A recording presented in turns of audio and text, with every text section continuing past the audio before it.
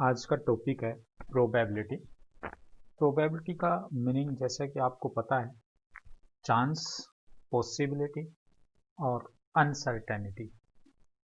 हम अपनी day to day life में गोल अचीव करने के लिए, अपने सर्टेन गोल को अचीव करने के लिए रोज बहुत सारी स्ट्रगल करते हैं, हार्ड वर्क करते हैं, लेकिन हमें ये नहीं पता होता कि हम कामयाब होंगे या नहीं होंगे।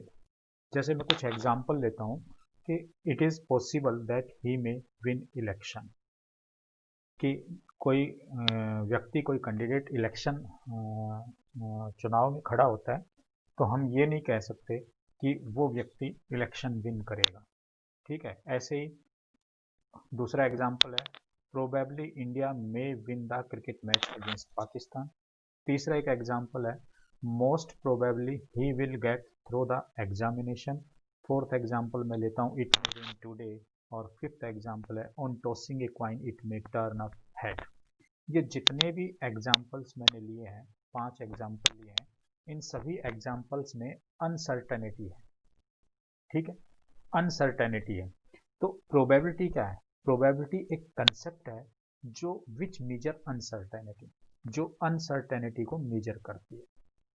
ठीक है, तो therefore probability provide the methods to measure degree of uncertainty of the events in numerical value. Okay, तो देयरफॉर हम कह सकते हैं कि प्रोबेबिलिटी एक मेथड प्रोवाइड करती है, किसके लिए? अनसर्टेनिटी को मेजर करने के लिए। ये अनसर्टेनिटी किस में आएगी? एक न्यूमेरिकल वैल्यू में आएगी। तो इट मीन्स हम कह सकते हैं कि प्रोबेबिलिटी है measure the degree of uncertainty of the event. Okay, now probability के क्वेश्चन करने से पहले प्रोबेबिलिटी में कुछ टर्म्स आएंगी, कुछ बेसिक कंसेप्ट्स आएंगे, इसके उनको क्लियर करना बहुत जरूरी है। तो कुछ कंसेप्ट्स हैं। पहला टर्म आएगी एक्सपेरिमेंट, कि एक्सपेरिमेंट क्या होता है। तो देखो, एक्सपेरिमेंट क्या होता है कि an operation which can produce some well defined outcomes is known an experiment. एक एक्शन, एक ऐसी ऑपरेशन जिसके करने से कुछ वेल डिफाइंड आउटकम्स हमें मिलेंगे। ठीक है, an operation which can produce some well defined outcomes is known as experiment. Okay, तो ये एक्सपेरिमेंट होता है। जैसे हम एक क्वाइन टॉस करते हैं, एक एक्सपेरिमेंट है, क्योंकि जब हम क्वाइन टॉस करेंगे तो 2 ही आउटकम आएंगे, हेड और टेल। ये वेल डिफाइंड आउटकम्स हैं। ओके, एक टर्म आएगी random experiment. Random experiment, an experiment in which all possible outcomes are known.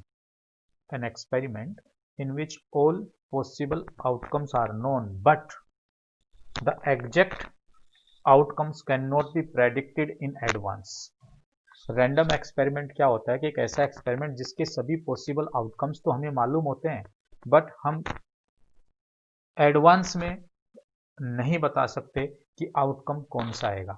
मतलब प्रेडिक्शन, हम एग्जैक्ट प्रेडिक्शन नहीं दे सकते। जैसे एग्जांपल में लेता हूं, ऑन टॉसिंग ए क्वाइन। जब हम एक क्वाइन को टॉस करते हैं तो हमें आउटकम पता होता है कि हेड या टेल आएगा, लेकिन हम पहले से ये नहीं बता सकते कि हेड आएगा या टेल आएगा।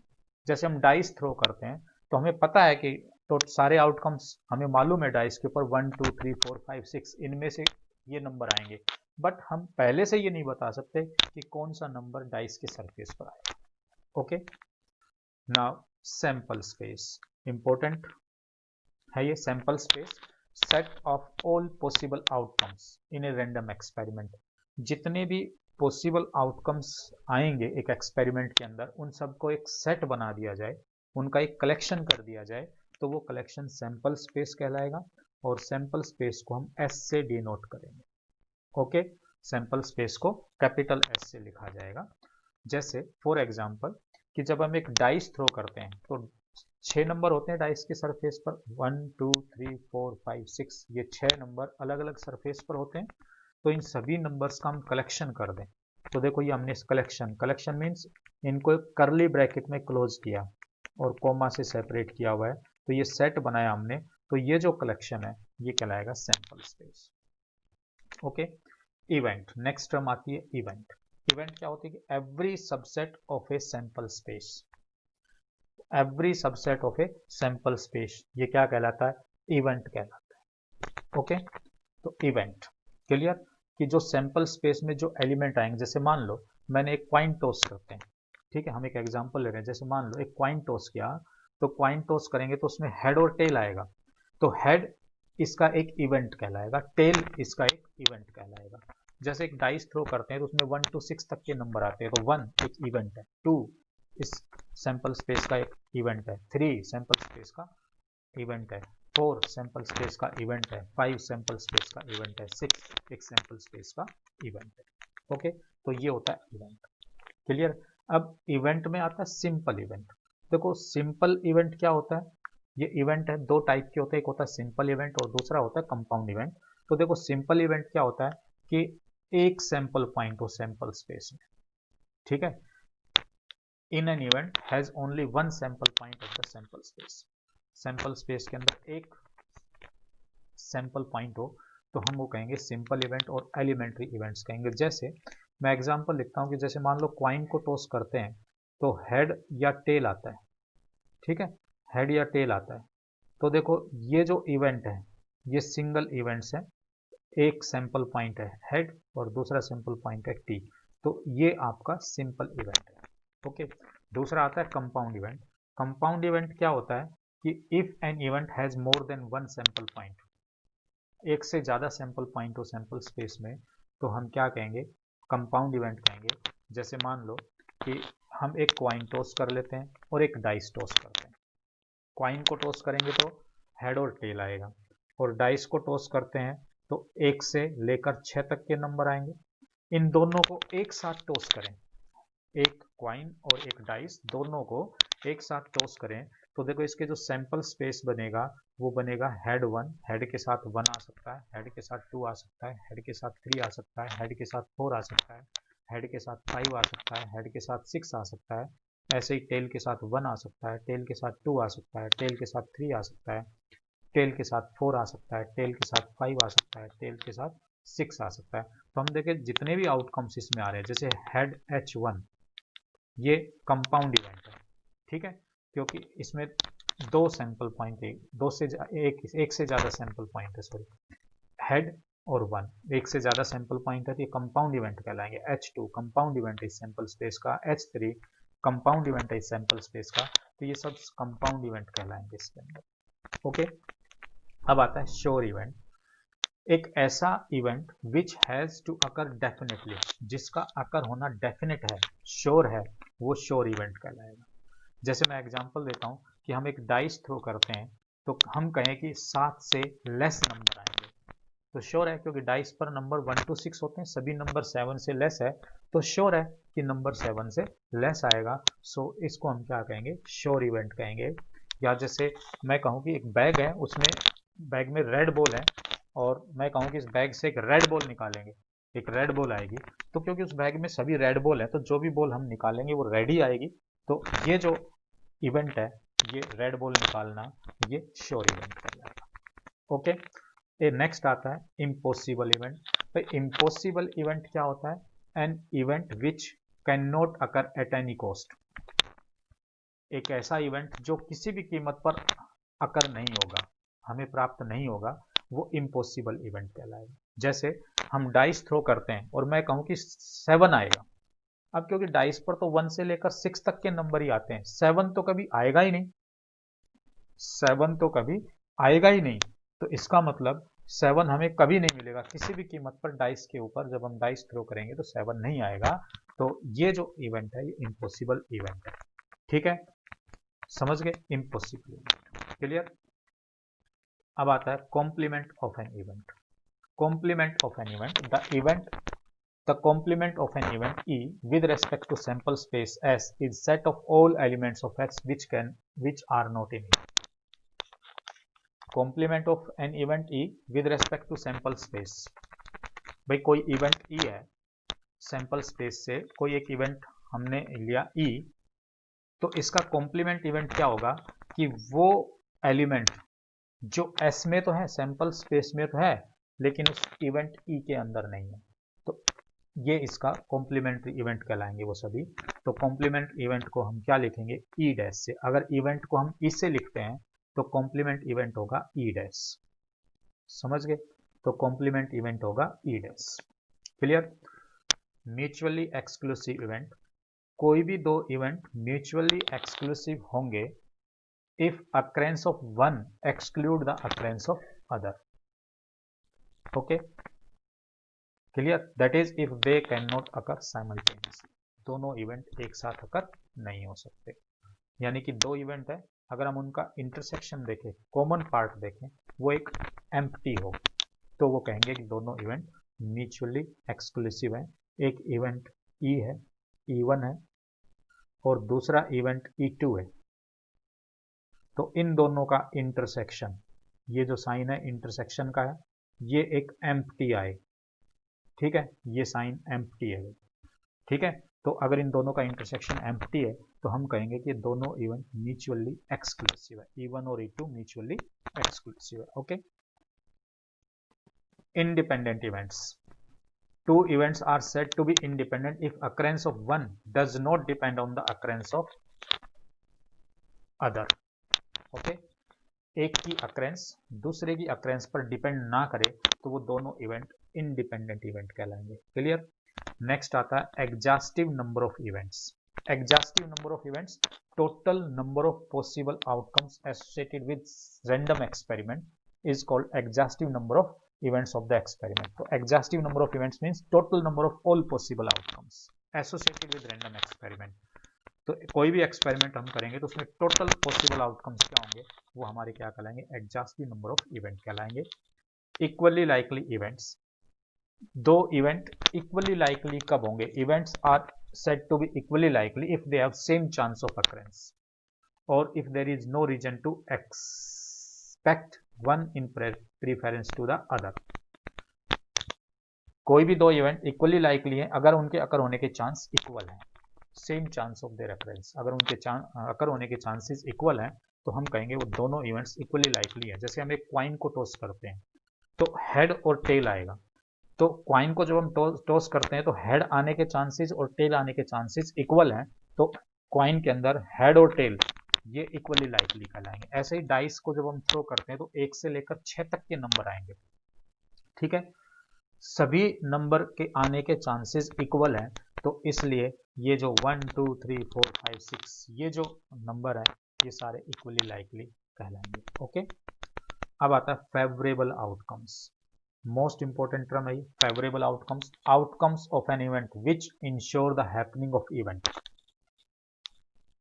outcome of an event, outcomes of an event which ensure the happening of the event is known as favorable outcomes, okay। जो ये इंश्योर करेगा इवेंट के हैपन होने का वो आपका फेवरेबल आउटकम्स है। और हम कह सकते हैं कि फेवरेबल आउटकम्स हम उनको मानेंगे, जैसे मैं एक एग्जांपल लेता हूँ कि जैसे मान लो कि मैं कहता हूँ कि एक क्वाइन टॉस करते हैं तो हेड की प्रोबेबिलिटी बताइए, तो हेड हमारे लिए फेवरेबल आउटकम्स कहलाएगा।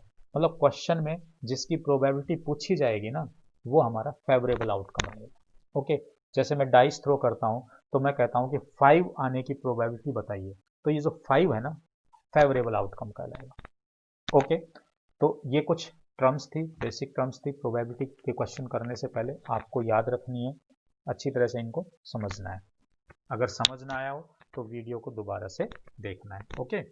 नाउ प्रोबेबिलिटी का फॉर्मूला जो है, अगर प्रोबेबिलिटी का फॉर्मूला देखिए, probability P of happening event is given by P is equal to M upon N, where M is the number of favourable outcomes और N is the total number of outcomes. तो probability क्या होगी, Na upon NS। या फिर हम कह सकते हैं अगर इवेंट आपका E है तो probability of an event PE, हम इसको ऐसे भी लिख सकते हैं number of favourable outcomes Na, okay, upon number of total outcomes NS। Total outcomes को हम NS से लिखेंगे, क्लियर। तो ये जो NE हमने इसमें लिखा है, these are the number of favourable outcomes, इनको हम कहेंगे number of favourable outcomes.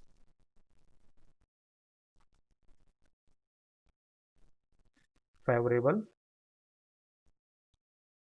Outcomes, और NS जो हमने लिखा है ये कहलाएंगे total outcomes, total number of outcomes. Okay, तो ये टोटल नंबर ऑफ आउटकम्स। ठीक है, तो प्रोबेबिलिटी निकालने का फॉर्मूला हमारे पास बना PE is equal to NE upon NS। क्लियर? या फिर हम कह सकते हैं probability NA upon NS। A हमारा इवेंट है तो NA upon NS, E upper अगर इवेंट है तो NE अपॉन NS। ठीक है, क्लियर हो गया? अब देखिए second point, P is the probability of happening event. अगर P जो इवेंट अकर हो रहा है उसकी प्रोबेबिलिटी है तो Q नॉट हैपनिंग इवेंट की प्रोबेबिलिटी है। तो इस तरह से होगा कि Q is equal to 1 minus P। Happening event और not happening event, P is happening event है, Q is not happening event है, दोनों का जो सम है वो 1 होता है। प्रोबेबिलिटी ऑफ तो happening event plus probability of not happening event, इन दोनों का सम नेट प्रोबेबिलिटी 1 होगी, ये ध्यान रखना है।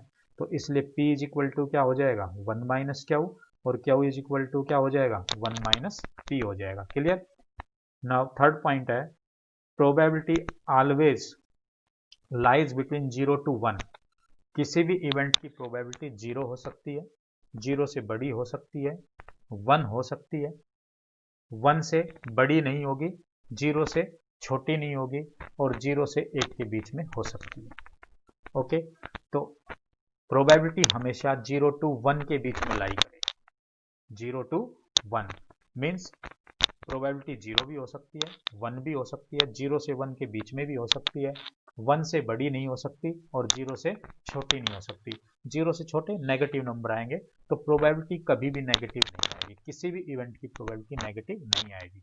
1 से ग्रेटर जैसे 1.1, 1.2, 1.3, 2, 3, 4, 5, 6, ये सब 1 से ग्रेटर नंबर है, तो प्रोबेबिलिटी कभी भी 1 से बड़ी नहीं हो सकती, ये ध्यान रखना। Probability always lies between 0 to 1, most important point है। ठीक है, मैं इसको राउंड कर देता हूं, याद रखना है इसको। The probability of occurrence of an event A is 0। अगर किसी इवेंट के अकर होने की प्रोबेबिलिटी 0 आती है तो वो इवेंट कहलाएगा impossible event. Okay, impossible event की प्रोबेबिलिटी हमेशा 0 होती है। Number 5, if the probability of occurrence of an event B is 1। अगर किसी इवेंट के अकर होने की प्रोबेबिलिटी 1 आती है तो हम उसको कहेंगे श्योर इवेंट, तो वो इवेंट हमारा श्योर इवेंट कहलाएगा। तो श्योर इवेंट क्या होगा, जिसकी प्रोबेबिलिटी 1 हो। तो यहाँ से दो बातें, इम्पॉसिबल इवेंट की प्रोबेबिलिटी हमेशा 0 होती है और श्योर इवेंट की प्रोबेबिलिटी हमेशा 1 होती है। ओके, तो ये कुछ बेसिक टर्म्स थी प्रोबेबिलिटी के अंदर जो यूज होंगे, इन सब को आप अच्छी तरह से मेमोराइज करें, याद करें, समझें। अगर समझ नहीं आया तो वीडियो को रिकैप करें। ओके, नाउ अब इंपॉर्टेंट थिंग्स हम डिस्कस करेंगे। सैंपल स्पेस बनाना, कोई भी एक्सपेरिमेंट हम करते हैं तो उसके सैंपल स्पेस कैसे बनाएं। तो देखिए मैं नेक्स्ट टॉपिक पर आता हूं। नाउ नेक्स्ट है, देखिए जब हम एक कॉइन को टॉस करते हैं, व्हेन ए कॉइन टॉस, देखिए a coin toss, a coin toss, जब हम एक कॉइन को टॉस करते हैं, ये कॉइन है, ये सरफेस जो है ये हेड कहलाता है, और कॉइन में ये जो सरफेस है ये टेल कहलाता है। ओके, फिगर में आप देख रहे हैं कि हेड कौन सा सरफेस है और टेल कौन सा सरफेस कहलाएगा। तो ये जो जिस पर ये जिस साइड पर ये एम्बलम बना हुआ है, सिंह शेर का जो एम्बलम बना हुआ है, ये आपका हेड है, और जिस सरफेस पर रुपीज लिखा हुआ है, ठीक है, वो आपका टेल कहलाएगा इसमें। तो जब हम एक कॉइन को टॉस करते हैं तो देखो सैंपल स्पेस हमारे क्या बनेंगे। सैंपल स्पेस क्या होता है कि collection of all possible outcome, है ना? हाँ भाई, यही होता है, collection of all possible outcomes. Sample space को हम एस से लिखते हैं, कैपिटल एस से। तो देखो कलेक्शन करता हूँ, एक कॉइन टॉस होगा तो उसमें हेड और टेल होगा, या तो हेड आएगा या फिर टेल आएगा, तो ये सैंपल स्पेस हो गया। और यहाँ पर मैं लिखता हूँ total outcomes, total outcomes. Total outcomes को NS से लिखा जाता है भैया, ठीक है। तो NS होगा 2, इसके टोटल आउटकम्स हैं 2। क्लियर। अब देखिए 2 coin toss, 2 coin toss, 2 coin toss किए जाते हैं। ये एक्सपेरिमेंट हो गया हमारा, 2 कॉइन टॉस करना, 2 कॉइन हमने टॉस किए, एक्सपेरिमेंट हुआ ये हमारा। तो इसके सैंपल स्पेस क्या बनेंगे, देखिए क्या क्या हो सकता है भाई। दोनों कॉइन पर हेड आ जाए, हेड हेड, या ये हो सकता है एक कॉइन पर हेड आ जाए, दूसरे पर टेल आ जाए, या फिर ये हो सकता है कि पहले पर टेल आ जाए और दूसरे पर हेड आ जाए, या फिर ये हो सकता है दोनों पर टेल आ जाए। तो ये इसके पॉसिबल आउटकम्स हुए। हमने इनका कलेक्शन बनाया तो सैंपल स्पेस बन गया, और टोटल नंबर ऑफ आउटकम यानी NS बन गया हमारे पास। देखो काउंट करो, 1 2 3 4, तो टोटल आउटकम्स बने 4। क्लियर। Now 3 coins are toss. देखिए जब 3 कॉइन टॉस होते हैं, 3 कॉइन टॉस, जब 3 कॉइन टॉस करेंगे तो सैंपल स्पेस देखिए क्या बनेगा। पॉसिबिलिटी क्या क्या हो सकती है, तीनों पर हेड हो सकता है, okay, 2 head, 1 tail, 1 head, 2 tail, और तीनों टेल हो सकती है। क्लियर। ये मेन पॉसिबिलिटीज हैं। जब हम टॉस करेंगे तीनों हेड आ सकते हैं, 2 पर हेड, 1 पर टेल आ सकता है, 1 पर हेड, 2 पर टेल आ सकते हैं, तीनों पर टेल। तो देखो ये जो आउटकम है हम इसको अरेंज कर दें, टी ऐसे लिख सकते हैं इसको, head tail head, 2 head 1 tail को ऐसे लिख सकते हैं, और ऐसे भी लिख सकते हैं टेल हेड हेड। तो ये सभी आउटकम्स 2 हेड 1 टेल को रिप्रेजेंट कर रहे हैं। ऐसे ही देखो 1 हेड 2 टेल को अरेंज कर सकते हैं, मैं इसको ऐसे भी लिख सकता हूँ टेल हेड, हेड को शिफ्ट किया, टेल हेड टेल, फिर ऐसे भी लिख सकते हैं टेल टेल हेड। तो ये सभी जो आउटकम्स हैं, ये वाले जो आउटकम्स हैं ये सभी, ठीक है, 2 टेल 1 हेड को रिप्रेजेंट करते हैं। तो यहाँ से देखो ये जो टोटल आउटकम हमारे बने, ये कितने बने, 1 2 3 4 5 6 7 8 बने। तो जब 3 कॉइन हम टॉस करेंगे तो टोटल आउटकम्स कितने बनेंगे, 8। ओके। तो यहाँ से हम एक ये ऑब्जर्व कर रहे हैं कि जब हम एक कॉइन को टॉस कर रहे हैं, एक कॉइन को टॉस कर रहे हैं, 2 कॉइन को टॉस कर रहे हैं, या 3 कॉइन को टॉस कर रहे हैं, ओके, तो यहाँ से देखें कि एक कॉइन को टॉस करते हैं तो टोटल आउटकम 2, 2 टॉस करते हैं तो टोटल आउटकम 4, और 3 टॉस करते हैं टोटल आउटकम 8। एक यहाँ से एक जनरल फॉर्मूला हमें मिलता है 2 की पावर n। इस फॉर्मूले से अगर हमें 4 कॉइन टॉस करना है तो 4 कॉइन टॉस करेंगे तो कितना बनेगा, 2 की पावर 4 यानी 16। अगर हमें 5 कॉइन टॉस करने हो तो क्या बनेगा, 2 की पावर 5, ये आ जाएगा 32। ओके, ये टोटल आउटकम्स बनते चले जाएंगे। क्लियर। तो इस 2 की पावर n में n रिप्रेजेंट करेगा कि आप कितने कॉइन्स को टॉस कर रहे हैं।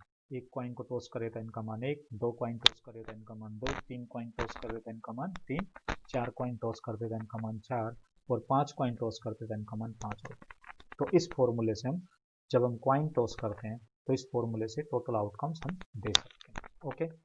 अब डाइस को देखें, फिर जैसे आप फिगर में देख रहे हो ये डाइस के सरफेसेस हैं। डाइस के इस सरफेस पर 1 एक डॉट है, सरफेस 1। देखो इस सरफेस के ऊपर ये जो सरफेस है, रेड मार्क जहां मैं कर रहा हूँ, ये सरफेस सेकंड सरफेस है, इस पर 2 लिखा हुआ है तो 2 डॉट हैं, तो ये सेकंड सरफेस है। देखो इस सरफेस पर 3 डॉट हैं तो 3, इस सरफेस पर 4 डॉट हैं तो ये 4 लिखा हुआ है, ठीक है। और इस सरफेस के ऊपर देखो 5 डॉट हैं, तो इस सरफेस पर मैंने 5 लिखा, ये 5वां सरफेस है, और ये डाइस का छठा सरफेस है जिस पर 6 डॉट होते हैं, तो ये डाइस है। तो डाइस में 1 से लेकर 6 तक के नंबर आते हैं, ठीक है। तो जब हम एक डाइस को थ्रो करेंगे तो सैंपल स्पेस क्या बनेगा, टोटल आउटकम क्या बनेगा, देखिए ए डाइस टॉस, ए डाई टॉस, ए डाई रोल करें, थ्रो करें तो ए डाई थ्रो, ठीक है। डाई, डाई का जो प्लूरल है वो डाइस होता है, प्लूरल ऑफ डाई, ठीक है, प्लूरल ऑफ डाई, डाई का प्लूरल है वो होता है डाइस। ओके।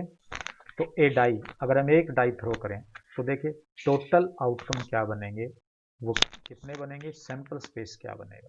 तो सैंपल स्पेस एस, 1 से लेकर 6 तक के नंबर आएंगे, 1 2 3 4 5 6। तो ये आपके सैंपल स्पेस बने और टोटल आउटकम्स एन एस हमारा बनेगा 6। जब एक डाइस थ्रो करेंगे तो ये एन एस 6 टोटल आउटकम बनेंगे। ओके, टू डाइस थ्रो, जब देखो 2 डाइस थ्रो करेंगे तो सैंपल स्पेस क्या बनेगा। तो ये देखिए हम सैंपल स्पेस कैसे बनाएंगे जब 2 डाइस थ्रो करेंगे। तो सैंपल स्पेस देखो 2 डाइस हम थ्रो कर रहे हैं तो हम दोनों पर 1 आ सकता है, दोनों डाइस पर 1 1 1, पहले पर 1 दूसरे पर 1, पहले डाइस पर 1 दूसरे डाइस पर 2, ये पॉसिबिलिटी हो सकती है।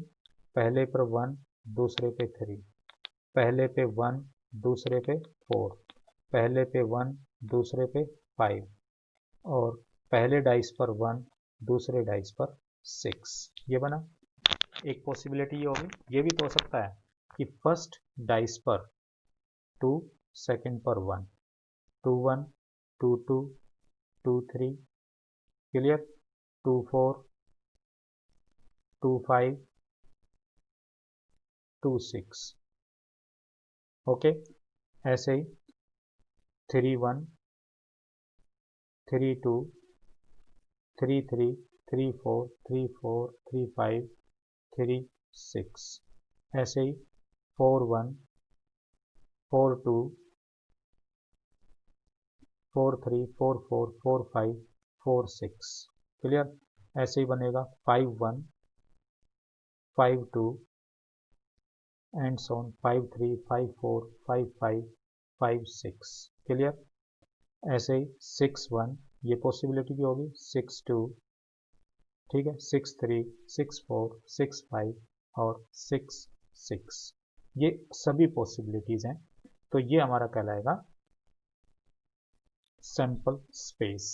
एस के एलिमेंट ये आ गए, इन सबको हम कलेक्ट कर देंगे तो सैंपल स्पेस एस बन जाएगा। तो काउंट करें तो टोटल नंबर ऑफ आउटकम हमारे कितने बन गए, 36। जब हम 2 डाइस को थ्रो करेंगे तो टोटल आउटकम 36 बनेंगे। तो देखो इस ऑर्डर पेयर, इस 4 1 का मतलब क्या है, जैसे 4 1 का मतलब है फर्स्ट डाइस पर 4 तो सेकेंड डाइस पर 1। ऐसे ही जैसे मान लो मैं कहूँ 6 2, ये ऑर्डर पेयर 6 2 किसको इंडिकेट कर रहा है कि फर्स्ट डाइस पर 6 आ रहा है तो सेकेंड डाइस पर 2 आ रहा है। ओके, तो इन सभी के ऑर्डर पेयर के मीनिंग आपको पता होना चाहिए। जैसे पूछा जाए कि 2 4, इस ऑर्डर पेयर 2 4 ये किसको रिप्रेजेंट कर रहा है, 2 4 बता रहा है कि पहले डाइस पर 2 है तो दूसरे डाइस पर 4 आ रहा है। तो ये हमारे 36 आउटकम बने जब हम 2 डाइस को, ठीक है, जब हम 2 डाइस को थ्रो करेंगे तो टोटल नंबर ऑफ आउटकम्स कितने बने, 36। तो ये सैंपल स्पेस एस के एलिमेंट हो गए, क्लियर है। ओके, नाउ अब आता है प्लेइंग कार्ड्स। तो देखिए प्लेइंग कार्ड्स के बारे में हम पढ़ेंगे अब। तो प्लेइंग कार्ड्स में देखिए कि प्लेइंग कार्ड्स में 4 सूट होते हैं, ठीक है। कितने सूट होते हैं, 4। देखो ये जो शेप है ये डायमंड शेप, तो ये जो सूट है डायमंड है, ये जो शेप है डायमंड, ये जो शेप है ये स्पेड है और इस शेप को हार्ट कहेंगे और इस शेप को क्लब कहेंगे। तो ये 4 सूट है। पहला सूट डायमंड, दूसरा सूट स्पेड, तीसरा सूट हार्ट और चौथा सूट कौन सा है, क्लब का। ये 4 सूट हैं, ठीक है। प्लेइंग कार्ड्स टोटल 52 होते हैं, ये ध्यान रखना, total number of playing cards is 52। पहला जो हमने सूट बताया डायमंड कार्ड, तो देखो ये डायमंड कार्ड है, ये सभी हमारे डायमंड कार्ड कहलाएंगे। फिगर में आप देख रहे हैं डायमंड कार्ड, ये टोटल कार्ड्स 13 होते हैं और इनका कलर रेड होता है, क्लियर ना। अगला जो सूट है वो है हमारा हार्ट कार्ड। तो हार्ट कार्ड, ये जो पिक्चर आप देख रहे हैं ये हार्ट कार्ड कहलाएंगे। ये टोटल काउंटिंग में 13 होते हैं और इनका कलर भी रेड होता है ना। नेक्स्ट जो सूट है हमारा वो है स्पेड। ये जो स्पेड कार्ड हैं सारे, ये सारे स्पेड कार्ड हैं। ये सब टोटल कितने होते हैं, 13 कार्ड होते हैं और कलर हैं ये ब्लैक होता है, ठीक है। नेक्स्ट सूट आता है क्लब कार्ड का। तो ये जो पिक्चर में दिखाई दे रहा है ये सभी जो कार्ड हैं ये क्लब कार्ड के हैं, क्लब सूट के कार्ड हैं। इनके टोटल नंबर 13 होते हैं और कलर होता है ब्लैक होता है। तो हमने देखा कि जो 4 सूट होते हैं प्लेइंग कार्ड्स के अंदर, पहला सूट डायमंड 13 कार्ड होते हैं red in colour, heart 13 card होते हैं रेड इन कलर। तो 13 + 13 टोटल रेड कार्ड कितने बन जाते हैं? टोटल रेड कार्ड, जो रेड कार्ड्स हैं वो 13 + 13 26, और टोटल ब्लैक कार्ड जो बनेंगे, तो ब्लैक कार्ड कौन कौन से सूट में होंगे? तो ब्लैक कार्ड्स हमारे होंगे एक तो क्लब कार्ड के अंदर, एक स्पेड कार्ड में। 13 + 13 26, तो 52 कार्ड्स हैं जिनमें 26 रेड होते हैं और 26 ब्लैक होते हैं। क्लियर? तो ये हमारे प्लेइंग कार्ड्स थे। और देखिए इनमें क्या क्या होता है। इन प्लेइंग कार्ड्स में 4 किंग होते हैं। किंग कार्ड, ये जो पिक्चर आप देख रहे हैं ये किंग कार्ड है, ठीक है, ये किंग कार्ड्स की पिक्चर है। इनमें टोटल कार्ड्स कितने होते हैं? 4 होते हैं। तो हम देख रहे हैं कि 2 रेड होते हैं और 2 ब्लैक होते हैं।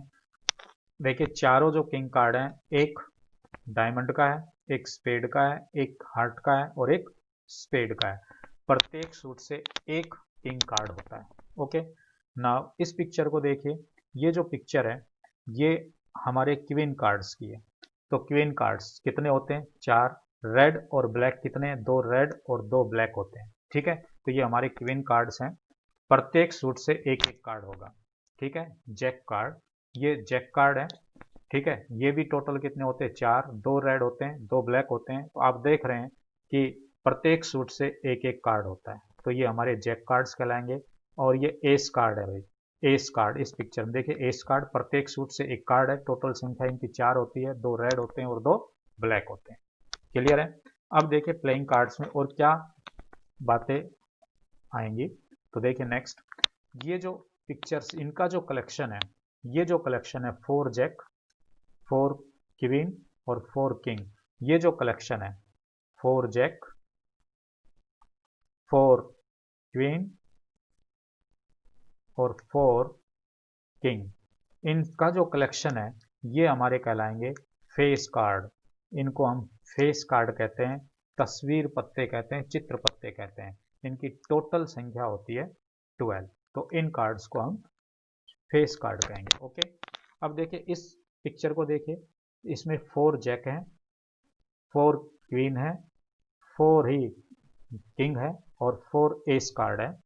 तो ये सब, ये जो कलेक्शन है, इन कार्ड्स का जो कलेक्शन है ये कहलाएगा ओनर कार्ड, ठीक है। तो ओनर कार्ड में कौन कौन से आएंगे? तो ओनर कार्ड में आएंगे 4 जैक, ठीक है, प्लस 4 किंग, 4 क्वीन और 4 एस। ओके, तो ये सब टोटल मिलकर क्या बनेंगे? 16 बनेंगे। तो ये सारे हमारे क्या कहलाते हैं? ओनर कार्ड्स कहलाते हैं। क्लियर? अब इनमें एक खास बात है, देखिए ये जो फेस कार्ड है ये 12 फेस कार्ड है। तो इनमें आप देख रहे हैं 6 रेड है और 6 ब्लैक है, ठीक है भाई। ऐसे ही आप देख रहे हैं कि ये जो ओनर कार्ड्स हैं इनमें ये टोटल 16 इन नंबर है। तो देखते हैं हम, 8 ब्लैक है और 8 रेड है। तो ये 8 रेड होते हैं और 8 ब्लैक कार्ड्स होते हैं। क्लियर? तो ये हमारे प्लेइंग कार्ड्स के बारे में था, ठीक है। उम्मीद करता हूँ, आशा करता हूँ कि आपको प्रोबेबिलिटी का बेसिक कंसेप्ट समझ आ गया होगा कि सैंपल स्पेस हम कैसे बनाएं, टोटल आउटकम्स हम कैसे बनाएंगे, ठीक है। Exercise 15.1 first question, probability of an event E plus probability of an event not E is equal to 1। क्योंकि हमने पढ़ा था कि probability of happening event plus probability of not happening event is equal to 1। Probability of happening event P plus probability of not happening event Q, this is equal to 1। P plus Q 1 होता है, इसलिए probability of happening event E plus probability of not happening event E is 1. Second part, the probability of an event that cannot happen, जो event happen he नहीं होगा उसकी probability 0 होती है, 0। Such an event is called impossible event. ये कहलाएगा impossible event.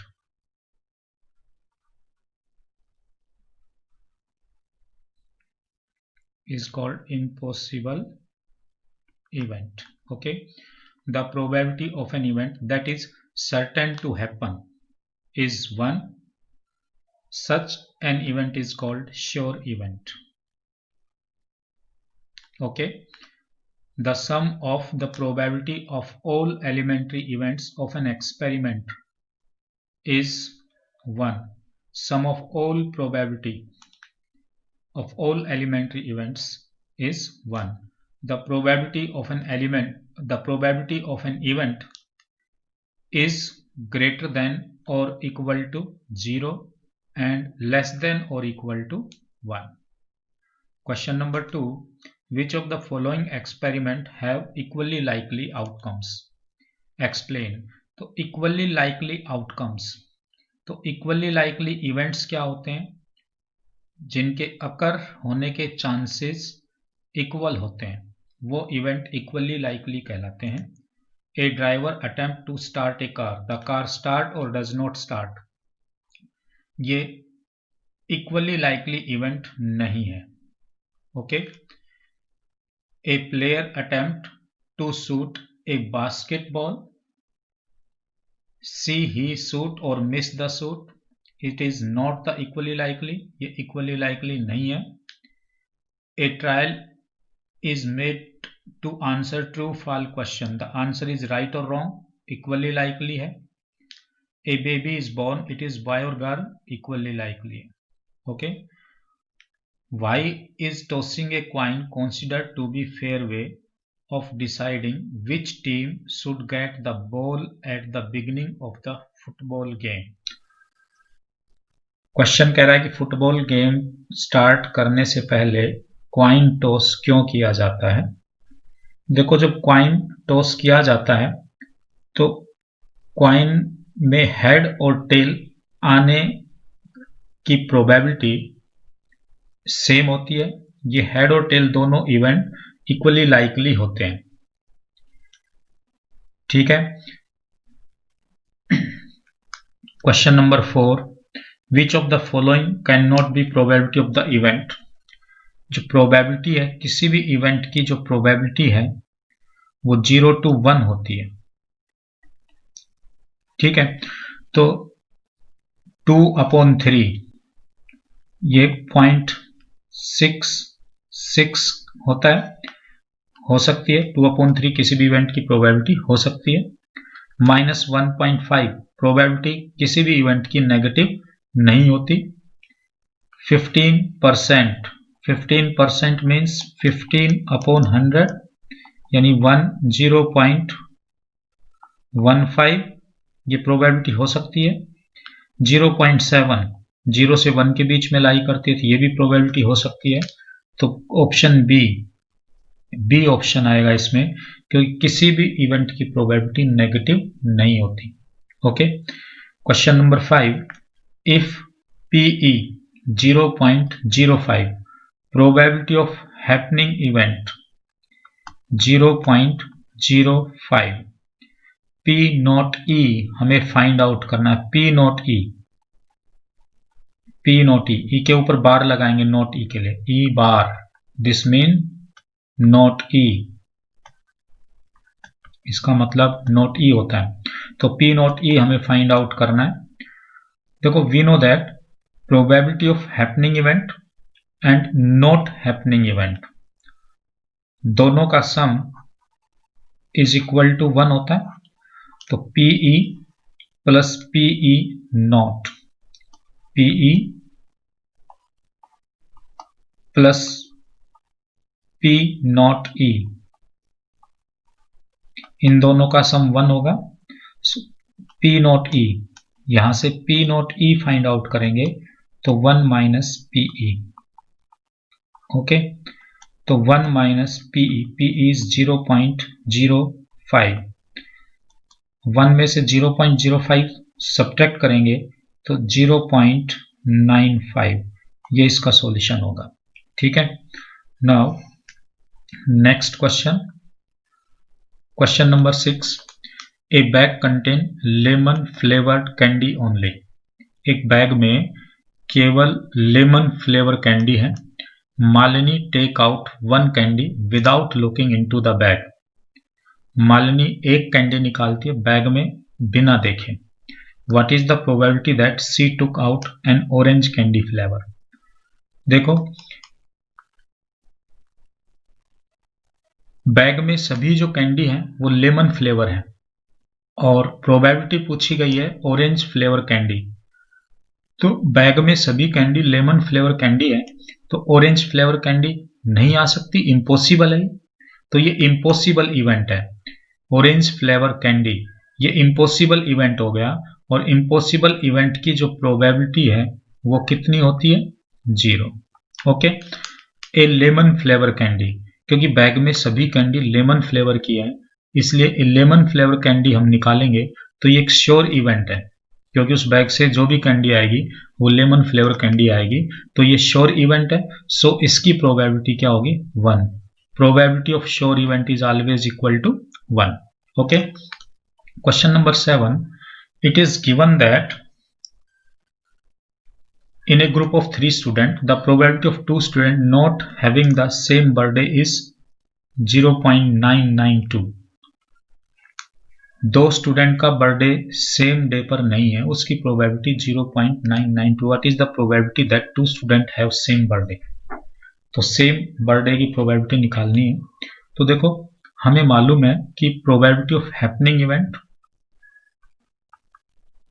PE plus P not E is equal to 1 होता है। सो देखो, यहां पर जो दे रखा है P नॉट E दे रखा है, तो हेयर इस क्वेश्चन में P नॉट E है हमारे पास। P नॉट E ये गिवन है 0.992, तो PE फाइंड आउट करना है। तो देखो, PE हम निकालेंगे तो फॉर्मूला बनेगा 1 minus P not E। Okay, तो 1 माइनस 0.992 तो आ जाएगा 0.008। तो probability of 2 students having same birthday is 0.008. Okay. Question number 8. A bag contains 3 red balls and 5 black balls. A ball is drawn at random from the bag. एक bag में 3 red और 5 black ball है। देखो, total balls आ गई 3 plus 5, ये होता है 8। तो देयरफॉर टोटल आउटकम NS हमारे पास है 8। 1 ball is drawn at random. What is the probability that the ball drawn is red ball की प्रोबेबिलिटी। तो देखो, इसमें रेड बॉल की प्रोबेबिलिटी पूछी गई है, तो रेड बॉल फेवरेबल आउटकम कहलाएगा NE फेवरेबल आउटकम ऑफ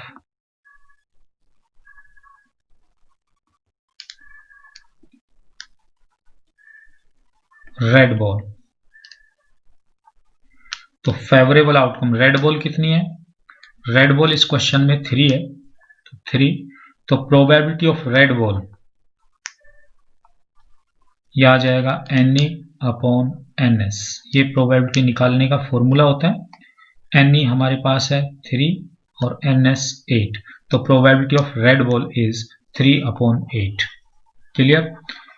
अब नेक्स्ट पार्ट में पूछा है नॉट रेड। तो नॉट रेड, क्योंकि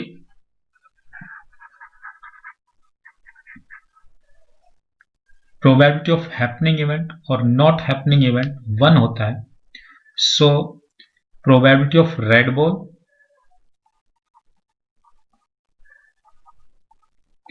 plus probability of not red, total कितना होगा? 1। तो प्रोबेबिलिटी नॉट रेड की पूछी गई है, तो नॉट रेड की क्या होगी? 1 minus probability of red ball. So red ball है 3, रेड बॉल की प्रोबेबिलिटी है 3 अपॉन 8, तो ये आ गया 5 अपॉन 8। डायरेक्ट भी हम कर सकते हैं।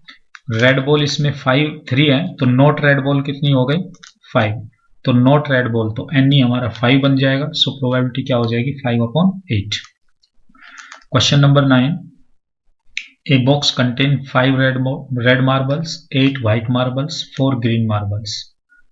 एक बैग बॉक्स के अंदर 5 रेड मार्बल है, 8 व्हाइट मार्बल है, 4 ग्रीन मार्बल है. 1 marble is taken out of the box at random. Box से एक मार्बल निकाली गई है.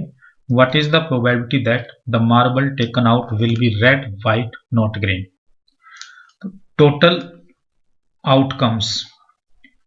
टोटल आउटकम्स NS कितने बने?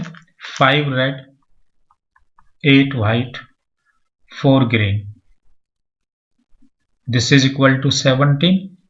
तो टोटल आउटकम हमारे बन गए 17. क्लियर? अब देखो प्रोबेबिलिटी पूछी गई है रेड मार्बल की, कि हमें एक मार्बल निकाली गई है, वो रेड मार्बल है, तो ये हमारा फेवरेबल आउटकम हो गया. Any favourable outcomes of red marble. ठीक है, NE favorable outcomes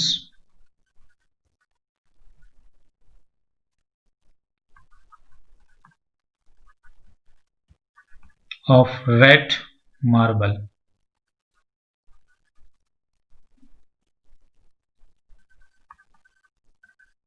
तो रेड मार्बल कितनी है हमारे पास? ये है 5. तो फेवरेबल आउटकम बन गए 5. सो प्रोबेबिलिटी बनेगी NE अपॉन NS. तो NE तो हमारे पास आ गया 5 और टोटल आउटकम है 17. तो प्रोबेबिलिटी बनी रेड मार्बल की 5 अपॉन 17. ठीक है. अब सेकेंड पार्ट में कह रहा है व्हाइट मार्बल. अब व्हाइट मार्बल की प्रोबेबिलिटी पूछी गई है, तो व्हाइट मार्बल फेवरेबल आउटकम में आएगा. सो फेवरेबल आउटकम हमारे पास हो गए 8, क्योंकि व्हाइट मार्बल 8 है. हमारे पास व्हाइट मार्बल्स 8 हैं. तो सेकेंड पार्ट के लिए जो NE बनेगा, फेवरेबल आउटकम जो बनेगा, वो बनेगा 8. क्लियर? तो प्रोबेबिलिटी ऑफ व्हाइट मार्बल्स ये NE अपॉन NS. NE हमारे पास है 8, NS है 17, तो 8 अपॉन 17. थर्ड पार्ट के लिए नॉट ग्रीन, तो देखो 5 रेड है, 8 व्हाइट है, 4 ग्रीन है. तो ग्रीन कितनी है? 4. 17 में से 4 ग्रीन है, तो नॉट ग्रीन कितनी हो गई? 13. 17 माइनस 4 13. तो नॉट ग्रीन बॉल्स, तो favourable outcomes of not green ball ये 13. तो प्रोबेबिलिटी होगा NE 13 अपॉन NS 17. तो 13 अपॉन 17. तो probability of not green marble is 13 upon 17. Okay.